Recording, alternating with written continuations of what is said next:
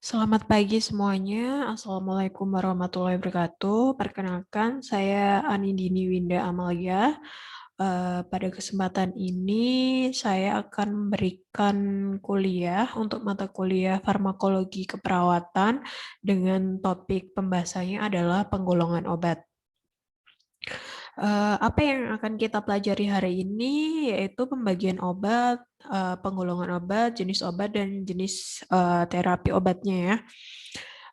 Secara umum, penggolongan obat itu bisa didasarkan dari jenisnya, mekanisme kerja obat, tempat atau lokasi pemakaian, cara pemakaian, efek yang ditimbulkan, daya kerja atau terapi, dan asal obat dan caranya, cara pembuatannya.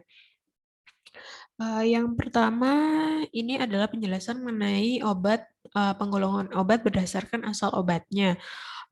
Yaitu dibagi dua, yaitu sintetik dan alami ya. Untuk sintetik ini juga dibagi lagi ya, ada obat generik dan obat bermerek dagang atau biasanya disebut dengan obat paten ya.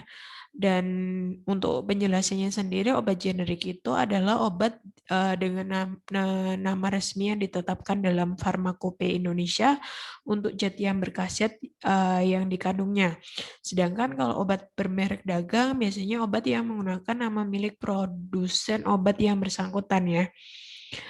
Untuk di rumah sakit, nanti kalian berpraktek mungkin akan lebih banyak menemui dua jenis obat ini ya, sintetik ini ya, baik obat generik maupun obat patennya. Dan kalau alami tentu saja itu dibuatnya dari bahan alam ya.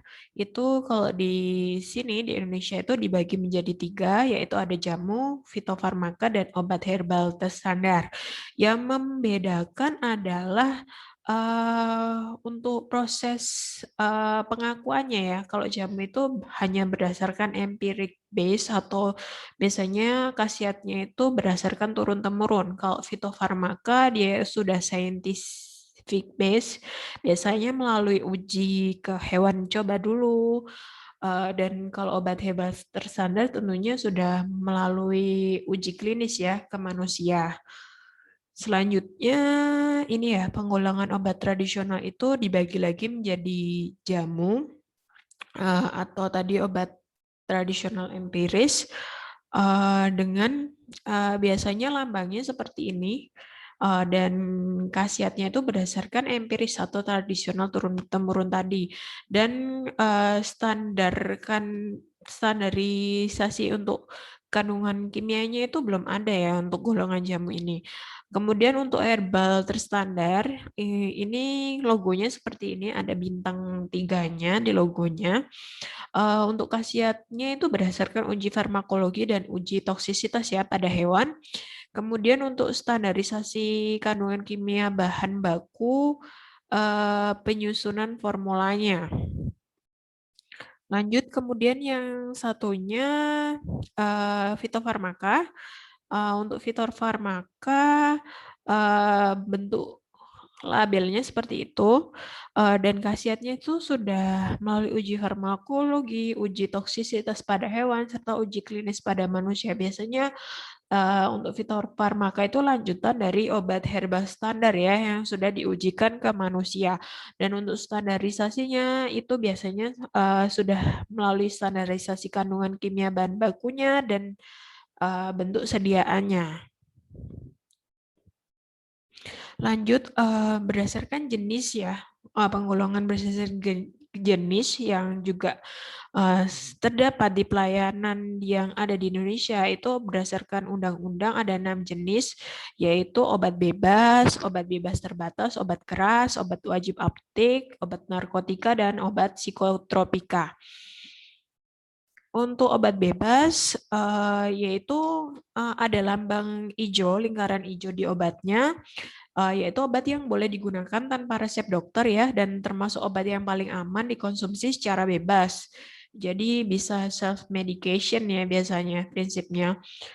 Dan termasuk dalam daftar W atau OTC ya, dan dapat diperoleh di warung-warung atau toko obat yang berizin dan apotek. Obat ini digunakan untuk biasanya mengobati gejala penyakit yang masih ringan, contohnya vitamin, multivitamin, obat batu hitam, dan paracetamol ya. Ini sering kita bisa peroleh ya di warung maupun apotek. Kemudian yang kedua adalah obat bebas terbatas, itu dengan logonya itu warna biru. Obat yang dalam jumlah tertentu itu dapat dibeli tanpa resep dokter. Obat bebas terbatas ini terkandung zat atau bahan yang relatif toksik, maka pada kemasan itu perlu dicantumkan tanda peringatan ya, ada P1 sampai P6.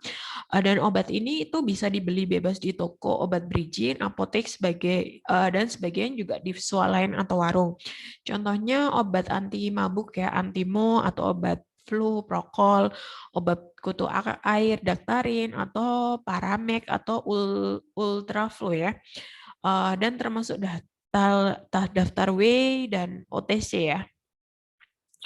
Kemudian ini ya tanda yang saya maksudkan yang ada di obat bebas terbatas itu ada keterangannya ya. Kalau yang satu itu awas obat keras, bacalah aturan pemakaiannya. Yang nomor 2 hanya untuk kumur, jangan ditelan. Atau nomor 3 hanya untuk bagian luar dari badan, hanya untuk dibakar, atau obat keras yang tidak boleh ditelan. Kemudian obat wasir ya, jangan ditelan. Jadi ada kayak keterangannya ya di dalam apa itu label dari obatnya itu untuk obat bebas terbatas. Contohnya seperti ini, Activit itu ada lambang birunya ya, dan ada keterangan hitam itu. Kemudian kaki 3 ini obat kurap juga ada lambang biru dan keterangan yang P1 sampai P6 itu tadi dipilih sesuai dengan indikasi dari obatnya. Kemudian selanjutnya adalah obat keras. Dia itu memiliki lambang K ya, yang dasar warnanya ada logonya ada merahnya, yaitu obat yang berkhasiat keras untuk memperoleh dan harus dengan resep dokter ya kalau dengan lambang ini, dan bila digunakan sembarangan itu dapat berbahaya, bahkan meracuni tubuh dan memperparah penyakit atau menyebabkan penyakit. Obat-obat yang tidak digunakan untuk keperluan teknik yang mempunyai khasiat mengobati, menguatkan, membaguskan, mendisinfeksikan, dan lain-lain tubuh manusia, baik dalam bungkusan atau kemasan maupun tidak. Ini termasuk daftar G ya, Govarly, obat berkhasiat keras untuk memperolehnya harus dengan resep dokter. Contohnya infus asering, amoxilin, captopril ya.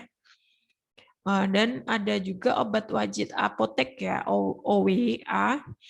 OWA, singkatannya obat keras yang dapat diberikan oleh apotek di apotek kepada pasien tanpa resep dokter. Biasanya tujuannya untuk meningkatkan kemampuan masyarakat dalam menolong dirinya sendiri ya, guna mengatasi masalah kesehatan dan meningkatkan pengobatan sendiri secara tepat, aman, dan rasional. Kemudian juga meningkatkan peran apoteker di sini di apotek dalam pelayanan KIE atau komunikasi, informasi, dan edukasi, serta pelayanan obat kepada masyarakat. Dan di sini kalau kewajiban apoteker dalam pelayanan OWA itu adalah memenuhi ketentuan dan batasan tiap jenis obat per pasien yang disebutkan dalam obat wajib apotek yang bersangkutan, buat catatan pasien serta obat yang telah diserahkan, memberikan informasi meliputi dosis dan aturan pakai, kontraindikasi, efek samping, dan lainnya ya, yang perlu diperhatikan oleh pasien. Walaupun di sini kalian bukan apoteker, tapi kan tentunya kalian bekerja di rumah sakit dan secara tidak langsung ketika kalian memberikan obat ke pasien, kalian kan juga perlu tahu ya ketentuan obat yang akan kalian berikan ke pasien tersebut ya. Jadi apakah kegunaan obat itu dia itu termasuk obat keras atau obat yang lainnya, atau aturan dosis minumnya, atau ada efek samping atau kontraindikasi, itu kalian juga perlu tahu di sini. Karena kalian juga bertugas memberikan edukasi kepada pasien kalian ketika kalian memberikan obat ke pasien tersebut. Dan dasar pemberian obat wajib apotek ini biasanya pertama tidak dikontraindikasikan untuk penggunaan pada wanita hamil ya, anak di bawah usia 2 tahun dan orang tua di atas 65 tahun. Pengobatan sendiri dengan obat yang dimaksud tidak memberikan resiko pada kelanjutan penyakit. Kemudian nomor 3, penggunaan tidak memerlukan cara dan atau alat khusus yang harus dilakukan untuk tenaga kesehatan. Juga penggunaan diperlukan untuk penyakit yang prevalensinya tinggi di Indonesia. Obat yang dimaksud memiliki rasio khasiat keamanan yang dapat dipertanggungjawabkan untuk pengobatan. Selanjutnya yang termasuk OWA tadi biasanya semua antibiotik, semua obat hormon, obat suntik, obat sulfa, antihistamin, papaverin, nosapinaxenin serta garam-garamnya, adrenalin serta garam-garamnya, digitalis serta glikosidanya, zat radioaktif, hidrohidatoin serta derivatifnya. Kemudian masih di penggolongan jenis obat yang 6 tadi, lanjutnya adalah golongan narkotika dan psikotropika ya, dengan lambangnya seperti ini. Panah warna merah, salib warna merah ya, seperti ini. Dan narkotika ini menurut Undang-Undang Nomor 35 Tahun 2009 adalah zat atau obat yang berasal dari tanaman atau bukan tanaman, baik itu sintesis maupun semi sintesis yang dapat menyebabkan penurunan atau perubahan kesadaran, hilangnya rasa, mengurangi sampai menghilangkan rasa nyeri dan dapat menimbulkan ketergantungan.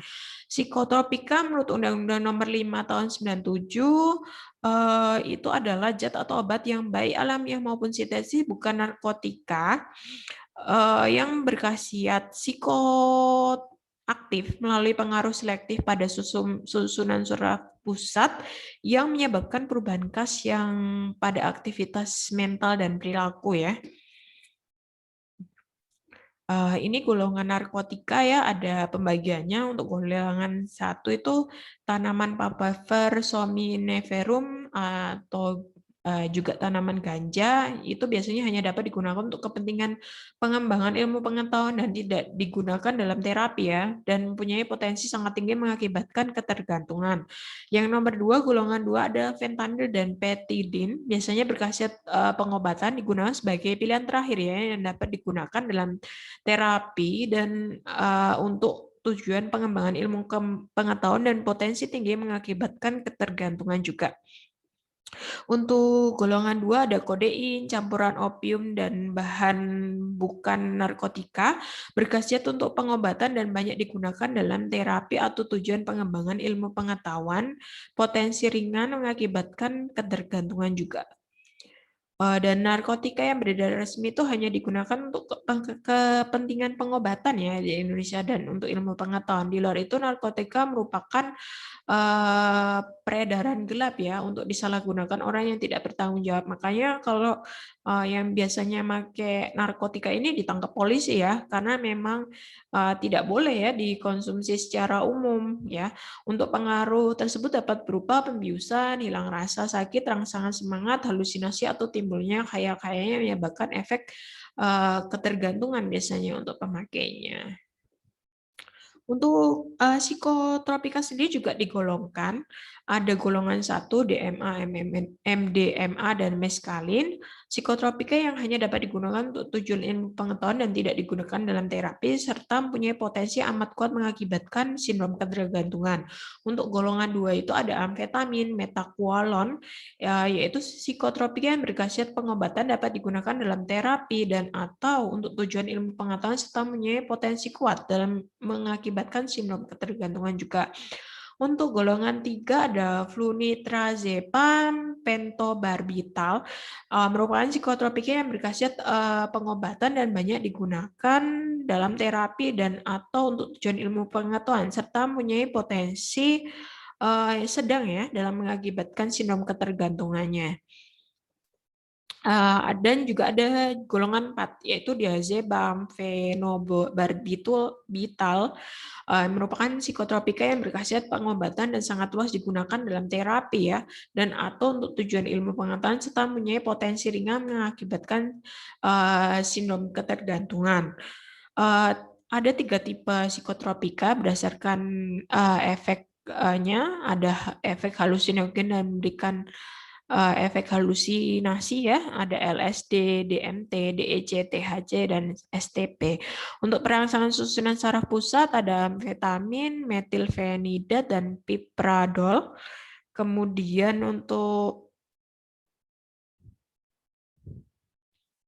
penekanan susunan saraf pusat ada barbiturat, semua verivat, dan serta garamnya ya. Ini contoh golongan psikotropikanya yang telah saya sebutkan tadi ya.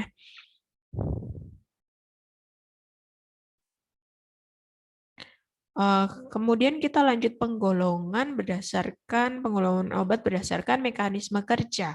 Itu dibagi jadi 5. Ada obat yang bekerja itu pada penyebab penyakitnya, misalnya penyakit akibat bakteri atau mikroba. Contoh obatnya adalah antibiotik. Kalau obat yang bekerja untuk mencegah penyakit, contohnya ada vaksin atau serum.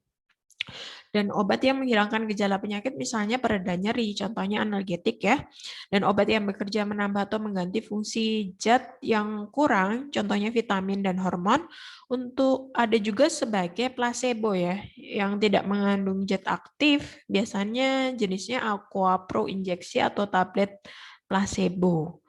Kemudian berdasarkan tempat pemakaian, itu ada dalam dan luar. Obat dalam itu obat yang dikonsumsi per oral ya. Contohnya tablet antibiotik, paracetamol tablet. Kalau yang luar biasanya obat yang dipakai secara topikal atau di luar tubuh. Contohnya sulfur.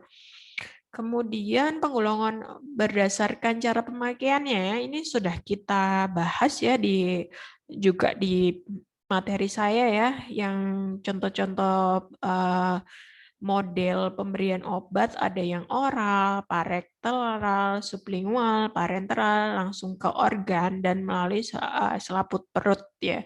Jadi ini bisa dibaca lagi untuk slide ini karena sudah pernah dijelaskan ya. Kemudian obat berdasarkan efek yang ditimbulkan ada sistemik dan lokal. Obat kalau sistemik adalah obat yang zat aktifnya masuk ke dalam peredaran darah. Kalau lokal berarti obat atau zat aktifnya hanya berefek dan menyebar mempengaruhi bagian tertentu ya, atau tempat obat tersebut berada seperti pada hidung, mata, dan kulit.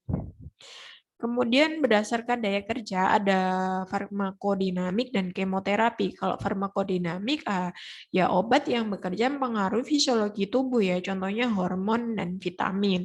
Kalau kemoterapi adalah obat yang bekerja secara kimia untuk membasmi parasit atau bibit penyakit ya, yang punya daya kerja kombinasi biasanya. Contohnya antibiotik, anti kanker. Kemudian ini berdasarkan efek farmakologinya ya tambahannya. Jadi spesifik obatnya itu apa, golongan apa, dan biasanya tujuannya itu dia itu untuk apa gitu indikasinya. Ini saya sebutkan beberapa jenisnya. Ya, misalnya adstringen, yaitu obat yang menciutkan selaput lendir. Misalnya pada selaput lendir usus sebagai anti diare ya, pada kulit sebagai penyembuh luka. Kemudian ada jenis adsorben, yaitu zat inet secara kimia yang mampu menyerap gas, toksin, dan bakteri, misalnya karboadsorben atau norit, kaolin, dan pektin ya. Kemudian ada jenis analeptik, obat yang menstimulasi susunan saraf pusat yang terdiri dari sum tulang belakang, misalnya kofein. Analgetik atau antipiretik ini sudah sangat umum ya. Kalau kita sakit nyeri-nyeri gitu biasanya pakai yang analgetik ini ya. Jadi dia itu biasanya menghilangkan rasa nyeri ya atau ketidaknyamanan ya. Terus juga antipiretik ini biasanya juga sering kita pakai ya untuk menurunkan panas ya. Yaitu dengan paracetamol. Kalau analgetik narkotik yang tadi dijelaskan adalah merupakan golongan narkotika yang memiliki efek analgetik yang besar, misalnya morfin gitu ya. Kalau biasanya yang kasus seperti ini misalnya yang orang yang mengalami sakit kanker ya, biasanya dia itu sampai diresepkan morfin ini ya untuk mengatasi rasa sakit yang dialami pasien tersebut. Terus kalau anestetik biasanya menyebabkan hilang rasa ya. Biasanya ada kalau kita operasi gitu, biasanya menggunakan obat golongan ini ya. Itu dibagi dua, anestetik umum dan anestetik lokal. Kalau umum menyebabkan hilangnya modalitas perasaan dan kesadaran ya. Jadi secara ya nggak saja seluruhnya. Kalau lokal biasanya menyebabkan hilang sensitivitas di tempat tertentu saja ya, yang di anestesi atau di suntiknya ya, tanpa menghilangkan kesadarannya. Terus kemudian ada antasida juga yang punya penyakit MAH, biasanya mungkin sering pakai ini ya untuk mengurangi asam lambung. Kemudian juga contoh yang lain ada antelmintik atau obat yang membunuh cacing, misalnya pirantel pamuat ya, obat cacing ya itu. Dan masih banyak lagi contoh penggolongan obat ya.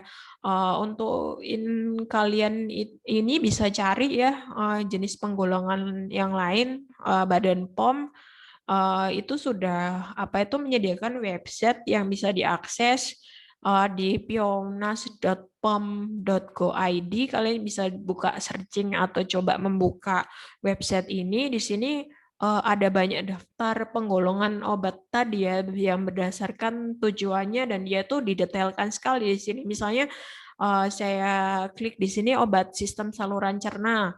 Ini ada berbagai macam ya penggolongan obatnya. Di sini ada dispepsia, anti tukak, diare akut, itu bisa diklik juga supaya kita tahu informasi obat yang ada di situ, dan biasanya diberikan contoh obatnya ya. Itu seperti apa ya yang di website ini. Jadi cukup lengkap di website ini untuk kalian mengetahui jenis-jenis obatnya yang tadi ya. Ya, ini contohnya yang tadi dari saluran cerna, kita klik lagi di area akut, dan di situ juga dibagi-bagi penggolongannya lagi ya. Untuk di area akut itu ada yang berupa larutan rehidrasi oral, adsorben atau obat pembentuk massa, antimotilitas, dan di situ juga dijelaskan ya, dia itu jenis obatnya apa aja. Oke, terima kasih atas perhatiannya dalam penjelasan saya. Untuk tugasnya, saya minta untuk kalian membuat mind map dari penjelasan yang telah saya berikan tadi. Sekian untuk penjelasan materi saya tentang penggolongan obat ini. Jika ada yang masih mau ditanyakan, kita lanjutkan diskusinya di grup. Sekian untuk penjelasan hari ini. Saya akhiri. Wassalamualaikum warahmatullahi wabarakatuh.